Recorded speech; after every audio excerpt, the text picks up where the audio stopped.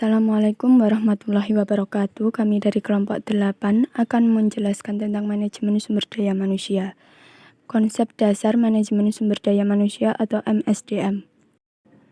Manajemen sumber daya manusia bisa didefinisikan sebagai proses serta upaya untuk merekrut, mengembangkan, memotivasi, serta mengevaluasi keseluruhan sumber daya manusia yang diperlukan perusahaan dalam mencapai tujuannya. Pengertian ini mencakup dari memilih siapa-siapa saja yang memiliki kualifikasi dan pantas untuk menempati posisi dalam perusahaan. The man on the right place. Definisi dari Peter F. Drucker, efisiensi didefinisikan sebagai tenaga kerja yang mampu melakukan pekerjaan yang benar, doing the right things. Artinya, setelah tenaga kerja memahami dan mampu mengetahui apa yang semestinya dilakukan dengan benar, berdasarkan kunci pokok manajemen sumber daya manusia adalah how to find or get the person and how to maintain it, yang artinya bagaimana kita mendapatkan orang yang tepat untuk pekerjaan yang tersedia dalam bisnis kita, dan bagaimana kita dapat memelihara dan mempertahankannya. Kemudian ada fungsi pokok manajemen sumber daya manusia. Secara garis besar, proses manajemen sumber daya manusia atau MSDM memiliki 5 bagian fungsi utama atau fungsi pokok yang terdiri dari 1. Human Resource Planning atau perencanaan sumber daya manusia. Perencanaan sumber daya manusia adalah perencanaan strategis untuk mendapatkan dan memelihara kualifikasi sumber daya manusia yang diperlukan bagi organisasi perusahaan dalam mencapai tujuannya. Kemudian ada personil rekrutmen, penyediaan sumber daya manusia. Rekrutmen adalah upaya perusahaan untuk mendapatkan tenaga kerja yang diperlukan sesuai dengan kualifikasi yang telah ditetapkan dalam perencanaan tenaga kerja. Kemudian personil development, pengembangan sumber daya manusia. Pengembangan sumber daya manusia merupakan langkah kelanjutan dari penyediaan sumber daya manusia yang bertujuan untuk memastikan dan memelihara tenaga kerja yang tersedia tetap memenuhi kualifikasi yang dipersyaratkan dengan perencanaan strategis perusahaan serta tujuan perusahaan dapat mencapai tujuan yang direncanakan. Kemudian personil maintenance, pemeliharaan tenaga kerja. Pemeliharaan sumber daya manusia adalah memelihara sumber daya manusia termasuk di dalamnya memberikan penghargaan, insentif, jaminan kesehatan, dan keselamatan tenaga kerja. Yang terakhir, personal utilization, pemanfaatan sumber daya manusia. Pemanfaatan sumber daya manusia adalah memanfaatkan dan mengoptimalkan sumber daya manusia termasuk di dalamnya promosi, demosi, transfer, dan juga separasi.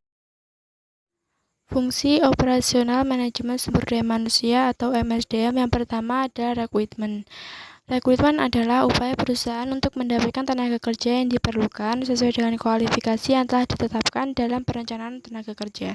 Terdapat 2 jenis rekrutmen yang dilakukan perusahaan, yaitu rekrutmen internal dan rekrutmen eksternal. Rekrutmen internal sendiri adalah proses untuk mendapatkan tenaga kerja atau sumber daya manusia yang dibutuhkan dengan mempertimbangkan tenaga kerja yang sudah ada atau yang sudah dimiliki oleh perusahaan.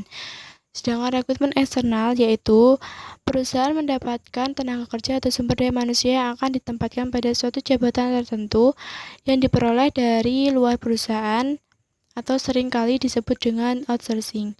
Yang kedua, seleksi tenaga kerja. Seleksi tenaga kerja yaitu langkah yang selanjutnya dilakukan oleh perusahaan setelah menetapkan rekrutmen yang akan dilakukan apakah internal atau eksternal. Ada beberapa seleksi tenaga kerja. Yang pertama adalah seleksi administrasi, yaitu berupa proses bagaimana perusahaan melakukan validasi atau verifikasi atas segala persyaratan administrasi yang dipersyaratkan kepada calon tenaga kerja yang akan ditempatkan pada suatu jabatan tertentu. Yang kedua, seleksi kualifikasi, yaitu perusahaan melakukan seleksi atas calon-calon tenaga kerja dari sisi kualifikasi yang menyangkut kesesuaian calon tenaga kerja dengan jabatan yang akan ditempatinya. Yang ketiga, seleksi sikap dan perilaku. Pada seleksi ini, calon tenaga kerja diuji dari sisi sikap dan perilakunya secara pribadi. Apakah tenaga kerja mampu bekerja secara tim? Yang ketiga adalah penempatan tenaga kerja. Perusahaan perlu benar-benar memastikan bahwa tenaga kerja yang baru direkrutnya benar-benar siap untuk bergabung dengan perusahaannya. Yang keempat, kompensasi. Pada umumnya, kompensasi terkait dengan penghargaan dalam bentuk uang atau sejenisnya yang sering kali dinamakan insentif. Yang kelima, benefit. Benefit adalah penghargaan dan bentuk perhatian perusahaan selain kompensasi yang diberikan atau disediakan perusahaan sebagai upaya untuk memelihara tenaga kerja agar tetap memberikan kinerja yang terbaik bagi perusahaan sekaligus menjawab apa yang menjadi kebutuhan dari tenaga kerja.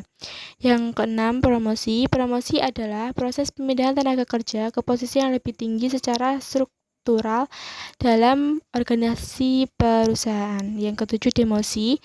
Demosi merupakan penurunan tenaga kerja kepada bagian kerja yang lebih rendah, yang biasanya ini disebabkan karena adanya penurunan kualitas tenaga kerja dalam pekerjaannya. Yang kedelapan, separasi.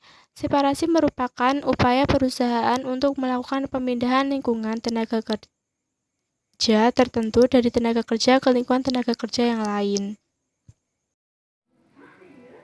Hubungan fungsi pokok dan fungsi operasional sumber daya manusia. Fungsi pokok dan fungsi operasional sangatlah berkaitan erat satu sama lain. Fungsi operasional merupakan bagian dari fungsi pokok atau fungsi manajerial.